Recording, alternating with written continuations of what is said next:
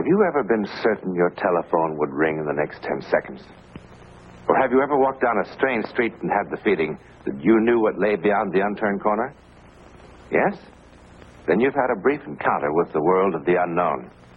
You are ready for the actual human experience that follows. Alcoa presents a new and unusual kind of television program that takes you just beyond the world in which you live. Alcoa presents Aluminum, from the world's leading producer, Aluminum Company of America, who creates new and unusual uses of this wondrous metal for the world in which you do live. And now, John Newland takes you one step beyond. Sea is calm now. Guns are silent. Planes in the sky carry nothing more menacing than tourists. All things considered, it's a good time in the world. It wasn't always so good or quiet. Not so very long ago, the sea was a battleground. The sky was filled with death. World War II. It hardly seems real to some of us now. Something consigned to history books. But there were things that happened that never made the history books because they were too incredible to be recorded. That is, except in the memories of the men involved. They remember and will certainly never forget.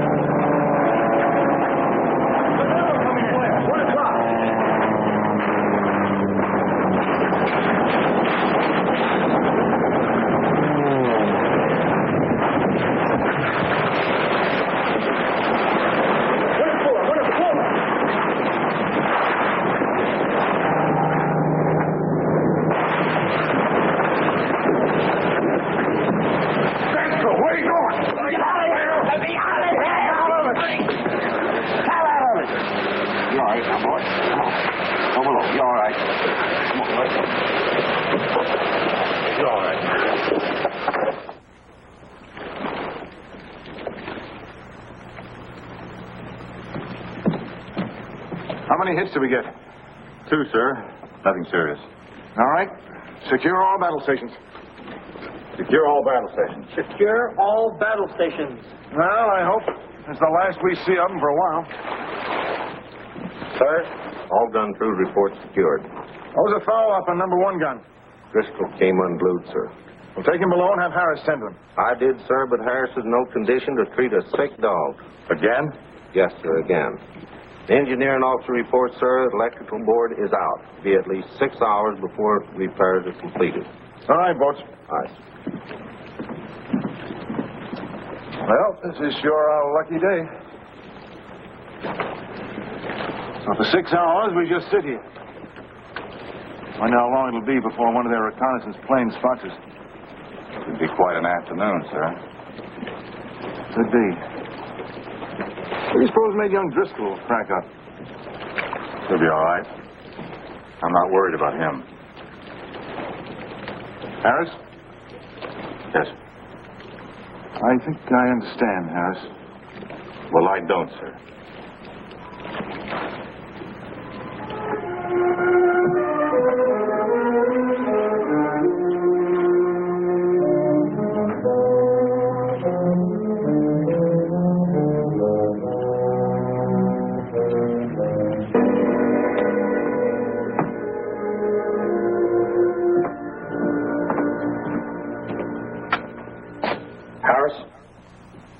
I didn't think you'd poison the Pacific. I'd throw you overboard.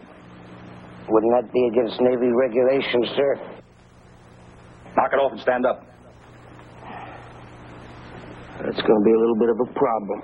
Knock it off and stand up!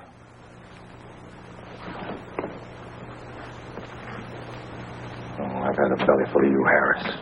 I've had you. Run it to there.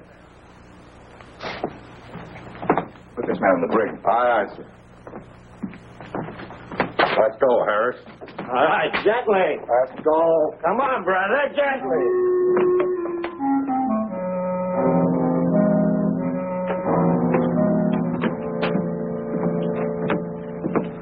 Sir? What about Harris? You see him? Yes, I saw him. He was stoned again. I had to put him in the brig. That's the third time in 2 weeks. May I speak frankly? Since when do you have to ask? I sincerely hope you're going to recommend court-martial this time. Harris's behavior is having a detrimental effect on the rest of the men. I know. But you see, Stacy, Harris is trying to... Will, we all have problems. Take over the watch, Mr. Stacy. Aye, sir. Keep your fingers crossed. 6 hours sitting here like a fat duck.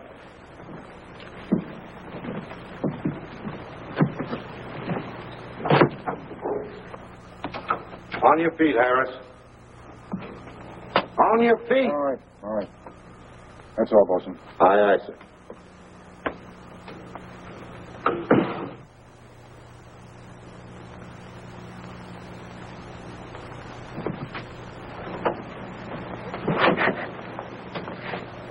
Harris, you're a pretty intelligent fellow. Do you know what being drunk during a battle means? You know what a court-martial would do to you? Yeah, up against the wall. And bang, bang, bang. Harris, you had me pretty confused. I mean, at first. Why would one of the best men in my ship suddenly turn into the Navy's #1 fowler? You drink a little, you forget your troubles. What's wrong with that? You ought to try it, Captain. Maybe you could forget how we're stuck out here all by our lonesomes. Who knows? You might even forget the whole lousy war.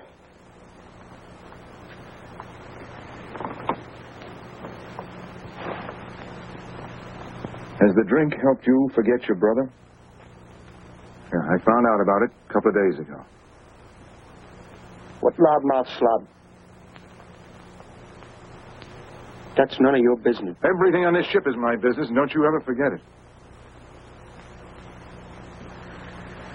How old was he? What are we going to have? A nice little heart-to-heart talk? 19. A rich, full life, huh, Captain?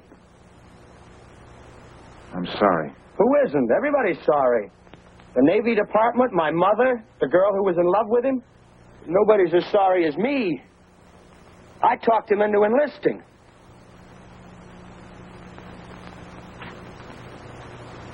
You want to have a good laugh while we sit out here on the quiet Pacific?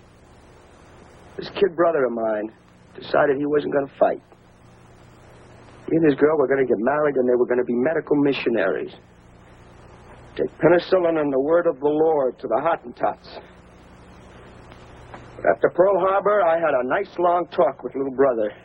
Made him see the error of his ways. You should have heard me, Captain. You would have been real proud. I used every cliche in the book. I didn't miss a one. You have to do God's work with a gun before you can do it with a medicine and a hymn book. I even said that. Well, isn't that about true? Captain, you're not going to tell me my kid brother died for any noble cause. Come on, he died because a bomb exploded, period. End of report. You really think that's the end of it? I mean, for him. What else is there? You mean like up yonder? Who knows? I know. There's nothing. Nothing except what you can see and hear and touch, and you can quote me. This is real. This lousy ship, this stinking brig. You and that little gold braid. That's real. There isn't anything else. There's nothing else. That's also real, Harris. That's the only reality, God help us. If you have to hate somebody for killing your brother, try hating the enemy.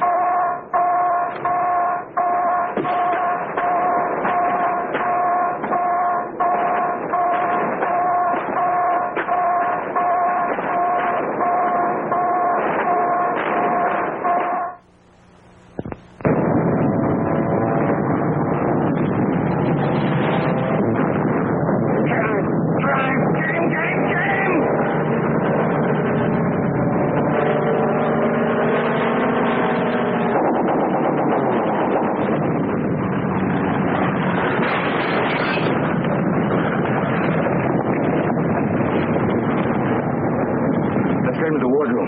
Be very, very careful with him.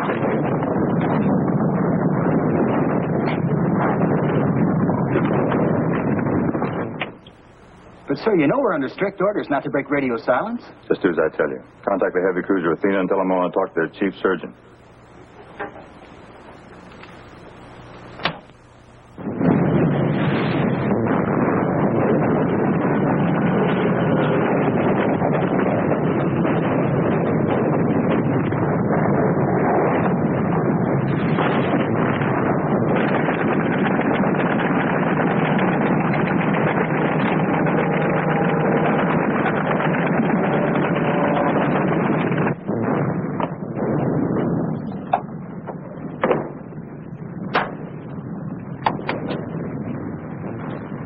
This is Captain Madison speaking, Senior Medical Officer. Can I help you? This is Lieutenant Commander Stacy. Commander feeling our skipper's badly hurt. He's bleeding to death. We don't know what to do. Fielding? Bill Fielding? Well, isn't there anybody aboard who... We've got nobody. Nobody. There's a fellow up in the brig who's supposed to be a pharmacist's mate, and that's all. What's his rating? Before we busted him, he was a pharmacist's mate first class. Send him up to the radio shack. I want to talk to him. Sir, he's hopeless. Mr. Stacy, I'm afraid he's the only hope you have.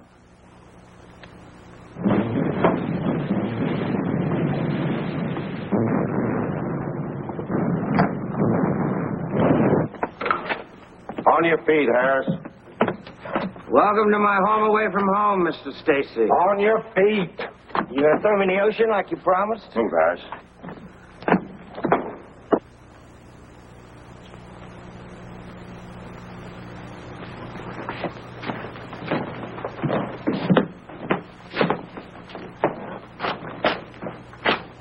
Come on, Harris.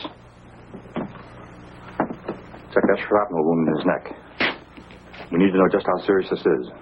Now, wait a minute. I'm no doctor. You check it, Harris.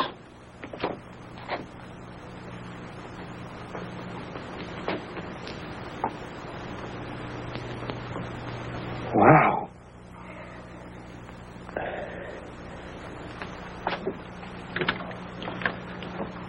Harris is with me now. Here he is. Tell him what you told me. I examined Commander Fielding. What did you find, Harris? He's got a hunk of shrapnel in his neck. Exactly where? It's on the left side, a couple of inches above the shoulder. How bad's the bleeding? Well, it's pretty bad. Mr. Stacy tells me you're a pharmacist's mate first class. I was. At the moment, I'm a prisoner of war. Stop clowning. What do you want him to do, sir? How long will it take to rig a loudspeaker in the wardroom? A couple of minutes. Get some men on that. Good. Now have Harris break out the instruments and start scrubbing. Contact me later. Yes, sir. What's he talking about? What for? Get to the wardroom on the double. What for? Get to the wardroom, Harris. The way I feel, I couldn't take the nail out of a bedpost.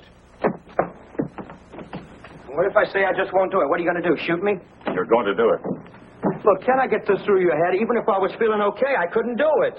Madison's one of the best surgeons in the fleet. If he thinks it might work, that's good enough for me. Yeah, but the skipper's not a bad guy. This is like killing him. And if we do nothing, what happens then?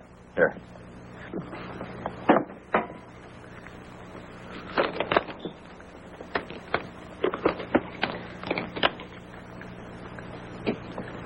We're ready, sir.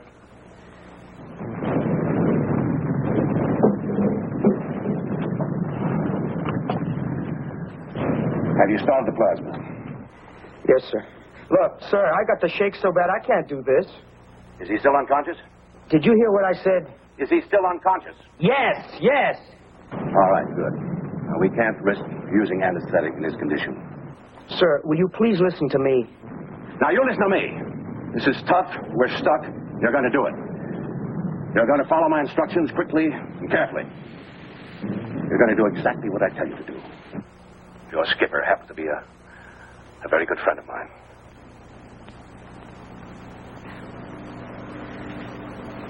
Okay, let's get on with it. Let's get the thing over with.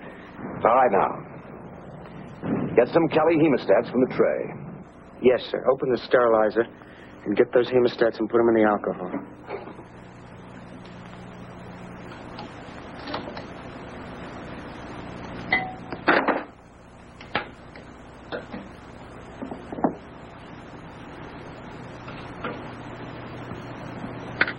right, sir.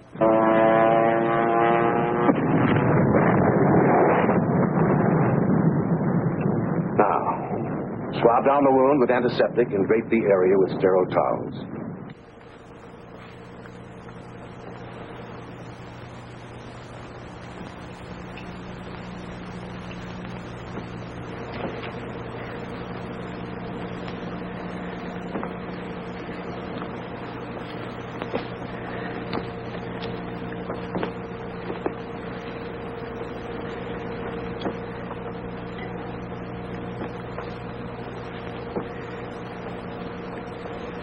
Okay, sir, that's done.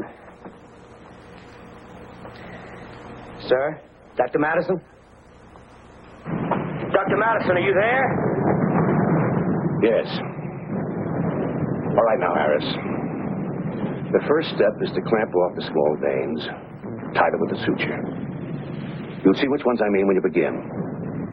If we're lucky, you'll have no difficulty locating them.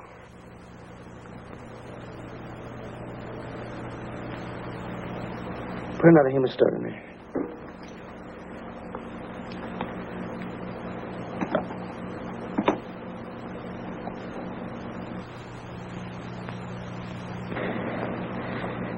Okay, sir. Now you should be able to locate the fragment of shrapnel by gently probing the area. Begin. You better find it.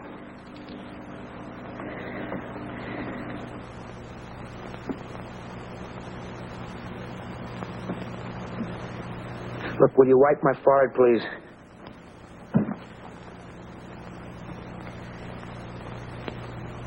Have you found the fragment?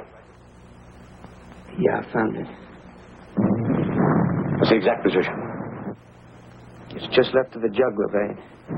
Almost touching it. I was afraid of that. Now listen closely, Harris. That's the critical point. You mustn't, under any circumstances, allow the jugular to be severed. Now, the edges of the shrapnel are undoubtedly jagged. It must be removed with extreme caution. Okay. Now, don't get rattled, Harris. Yeah, that's easy to say. Just take it easy for a couple of seconds. Take a couple of deep breaths. Yeah, take a couple of deep breaths. What's that going to do, huh? Harris? Okay, let's go. Let's get started. All right. The veins are tied? Yes, they're tied. Very well. Now, grasp the fragment with the hemostat. Gently, firmly. Yeah. I had it. It slipped away. Try again, Harris. Now, try to be just a bit firmer. Once you have the clamp around the fragment. It is jagged, isn't it? Oh, it's like the top of a tin can. Are you all right, Harris? Yeah, I got it now. Good. Now, the removal of the fragment is the most delicate part of the job. Now, you've got to let me guide you. One wrong move. What is it? What's that? Another broken contact. Oh, not now. Oh, come on, not now. Well, if we don't get that thing fixed, he'll die. I'll go up to the radio shack and try to get through. Don't try anything by yourself, you hear me? Oh, hurry, sir. Hurry!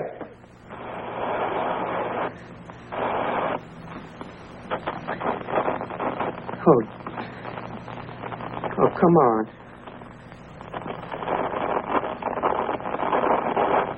Come on, please. What happened? I don't know, sir. The Athena just quit sending. Why? My God, why? Sounded like she was under attack. Maybe they knocked the antenna out. Haven't been able to raise the thing. Contact one of the other ships. Anyone. Find out what happened. I'll try, sir. 7-2, break.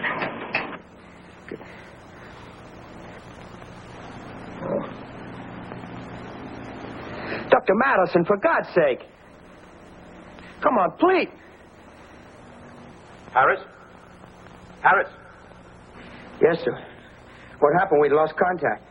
Is Fielding still all right? Yeah, he's still breathing. Well, let's get on with it. Oh, the clamp slipped. Look, I'll have to reach the fragment again.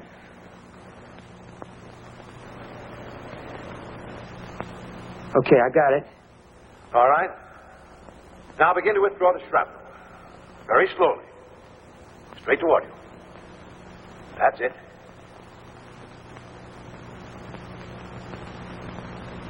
No, straight toward you. Carefully. Stop. I think he's gaining consciousness. That did not happen, Harris. He could move and lacerate the jugular. Now hold the fragment exactly as it is. Do you understand? Be very calm. It's okay, we're in luck. He's passed out again. Slowly. Firmly pull slightly upward on the fragment. So. Good. Now never take your eyes off the jugular. Up. Now. Straight again. Straight towards you. That's it. I got it. You're not finished yet, Harris. Now, you must tie off the deep bleeders as you did the outer ones. Use the hemostats to clamp them off.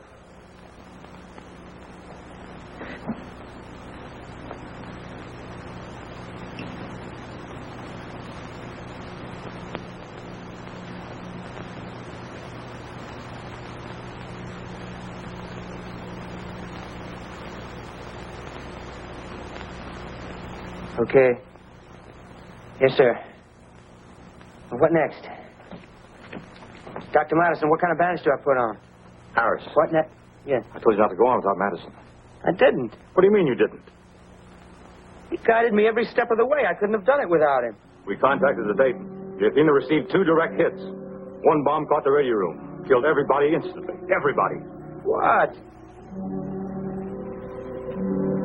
It's impossible. I couldn't have done this without him. He guided me every step of the way. Harris, are you out of your mind? There couldn't have been a sound out of that loudspeaker. Dr. Madison was killed 10 minutes ago.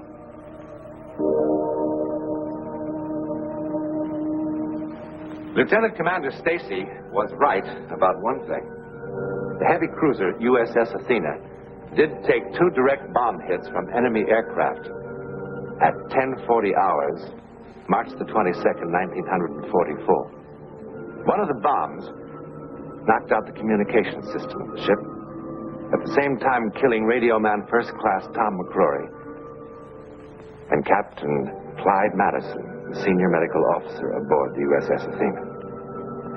I suppose, too, that we reasonable people must agree with Lieutenant Commander Stacy on another count. After Madison was killed, the further transmission of his voice was absolutely impossible. But it was also absolutely impossible for pharmacist-mate Harris, an untrained man, to complete this final and most complicated stage of the operation without his voice. To really explain what happened in that hot, steamy wardroom, we cannot look simply to logic or reason, can we? I can only tell you that there is now, living in Southern California, a retired naval officer who has a word for it. His word is miracle. His name is Will Fielding. In a moment, something about next week. Kill? Can it kill 9 times in 9 consecutive generations? Seems incredible, doesn't it? Well, next week, we will bring you one of England's most celebrated outbreaks of witchcraft. We hope you'll be in the audience.